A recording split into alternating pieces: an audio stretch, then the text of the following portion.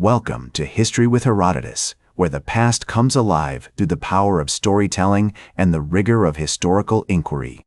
Today, we embark on a fascinating journey through the annals of time as we explore one of the most pivotal events in modern history, the storming of the Bastille. This iconic moment, which took place on July 14, 1789, marked a watershed in the French Revolution, sending shockwaves throughout Europe and beyond. The country was plagued by deep-seated social and economic troubles, with an extravagant monarchy, a burdensome tax system, and a growing sense of discontent among the common people. The Enlightenment's ideas of liberty, equality, and fraternity had been circulating for decades, inspiring thinkers like Rousseau, Voltaire, and Montesquieu, who challenged the traditional authority of the crown and the nobility. In the years leading up to the storming of the Bastille, France was grappling with a severe financial crisis. The burden of debt from the 7 Years' War and the American Revolutionary War had left the country on the brink of bankruptcy. King Louis XVI, who had ascended to the throne in 1774, faced mounting pressure to reform the tax system and address the growing discontent among his subjects. In 1787, he summoned the Assembly of Notables, a gathering of prominent nobles and clergy, to discuss potential solutions to the crisis. However, this assembly proved ineffective, and the king was forced to convene the Estates General, a representative body that had not met since 1614. The Estates General, composed of delegates from the three estates, the nobility, the clergy, and the commoners, gathered at Versailles in May 1789. The representatives of the Third Estate, who were largely middle-class professionals and intellectuals, soon found themselves at odds with the other two estates over issues like taxation and representation. As tensions escalated, a group of radical deputies from the Third Estate, led by figures like Maximilien Robespierre and Georges Danton, began to push for more drastic reforms. They drew inspiration from the American Revolution and the writings of Enlightenment thinkers, advocating for the principles of liberty, equality, and democracy. On June 17, 1789, these deputies declared themselves the National Assembly, marking a significant challenge to the authority of the king and the traditional estates. The National Assembly's bold move sparked a chain reaction of events that would ultimately lead to the storming of the Bastille. The Assembly's representatives, now determined to create a new constitutional order, began to draft a document that would enshrine the principles of the revolution. Meanwhile, the people of Paris, who had been watching these developments with great interest, grew increasingly restless. Food shortages, economic hardship, and a sense of injustice fueled their discontent, creating a volatile atmosphere in the capital. As the National Assembly continued to draft its constitutional document, the people of Paris grew increasingly agitated, their frustration fueled by the scarcity of bread and the perceived injustices of the monarchy. On July 11, 1789, King Louis XVI made a fateful decision, dismissing Jacques Necker, the popular finance minister who had sympathized with the Third Estate. This move was seen as a direct attack on the National Assembly and its efforts to reform the French state. The news of Necker's dismissal sparked widespread outrage in Paris, with crowds gathering in the streets, calling for his reinstatement and demanding action against the monarchy. On July 12, 1789, a large crowd assembled at the Palais Royal, a hub of radical activity, where they heard impassioned speeches from figures like Camille Desmoulins, who urged them to take up arms and defend their rights. The atmosphere was electric, with many in the crowd already armed and ready for confrontation. As the day wore on, the protesters marched through the streets, gathering support and momentum, until they reached the city's central square, the Place Louis XV, where they confronted a contingent of royal troops. The following day, July 13, 1789, saw the situation in Paris deteriorate further, as rioting and looting broke out across the city.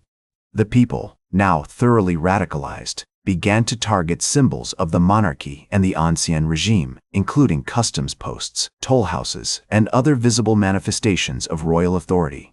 Meanwhile, a group of National Assembly delegates, led by Georges Danton, worked tirelessly behind the scenes, coordinating the efforts of the various revolutionary factions and preparing for a final confrontation with the forces of the crown.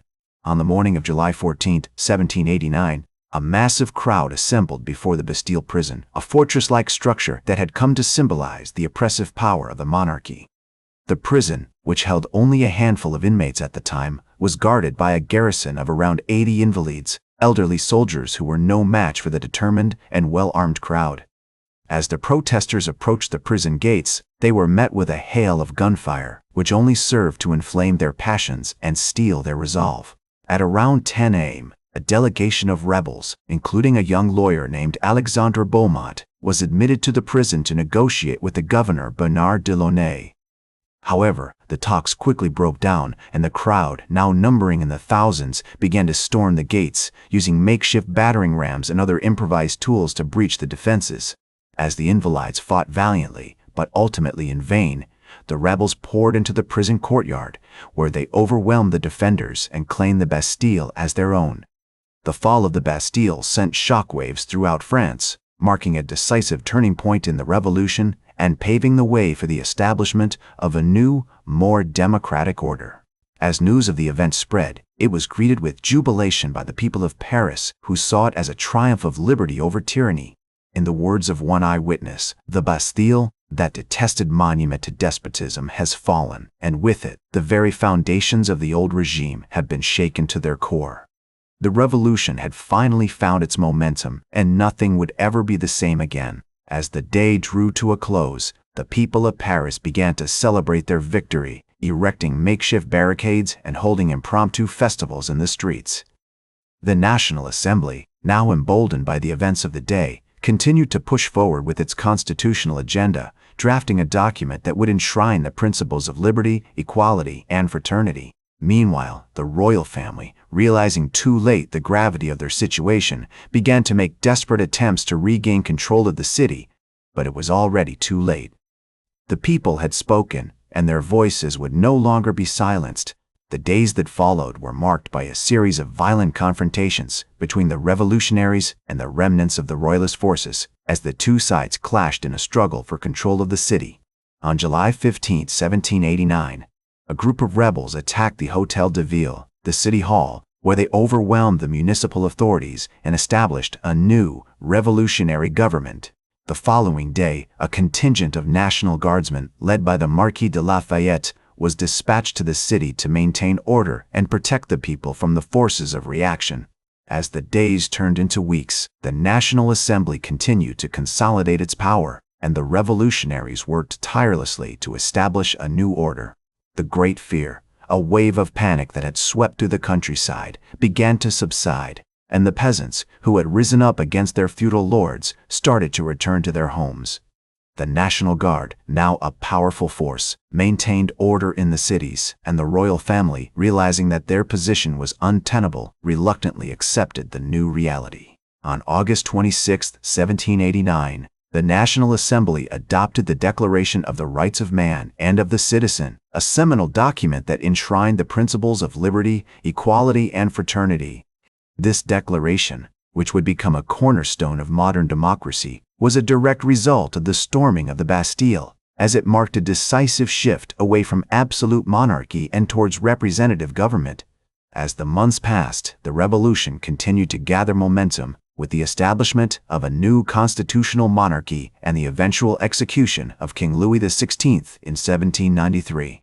The Reign of Terror, which followed, was a dark period in French history, but it ultimately paved the way for the rise of Napoleon Bonaparte, who would go on to shape European history. Today, the storming of the Bastille is remembered as a pivotal moment in modern history, a symbol of the power of popular uprising and the struggle for democracy. As the French historian Albert Matthias once said, the taking of the Bastille was not just a riot, it was a revolution that would change the course of history. The legacy of the storming of the Bastille can be seen in the many movements for freedom and democracy that have followed. From the Latin American Wars of Independence to the Arab Spring. In France, the storming of the Bastille is celebrated every year on July 14th with grand parades and festivities. The site of the former prison is now a symbol of French identity, a reminder of the country's long struggle for liberty and equality. The storming of the Bastille may have occurred over 2 centuries ago, but its impact can still be felt today. It serves as a powerful reminder of the importance of popular sovereignty, the dangers of unchecked power, and the enduring human quest for freedom and dignity. As we look to the future, we would do well to remember the lessons of the past and to continue striving for a world that is more just, more equal, and more free. That's all for today's History with Herodotus. Remember to like, share, and subscribe, and until next time, remember that, to understand the present, we must first understand the past.